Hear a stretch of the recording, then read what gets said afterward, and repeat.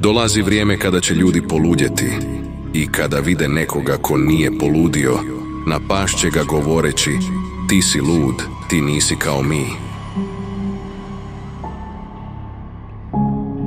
Nije mi žao što drugi kradu moje ideje, žao mi je što nemaju svoje. Nevolja s ovim svijetom je ta što su glupi i tako sigurni, a pametni puni sumnje. Boga je teško spoznati, ali to ne znači da ga nema, nego je to znak njegove veličanstvenosti, a naše slabosti. Sve što je potrebno za trijumf zla jest da dobri ljudi ne čine ništa.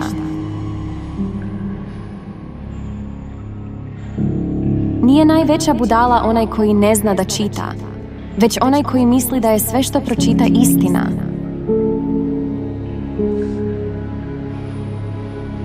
Kakva bi tišina nastala kad bi ljudi govorili samo ono što znaju? Noć je najtamnija pred zoru.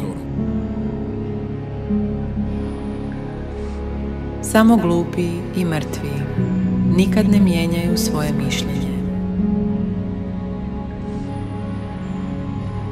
Porazi su stubovi pobjede.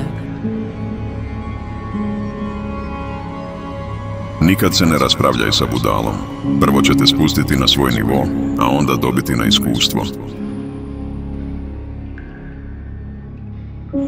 Pametnima smatramo samo one koji misle jednako kao i mi. Čovjek koji ne pravi greške obično ne radi ništa. Niko nikada nije postigao nešto zaista veliko, a da se nije izložio riziku. Kad bi svi oni ljudi koji pričaju loše o meni, a zapravo me ne poznaju, znali što ja zaista mislim o njima, još bi me više ogovarali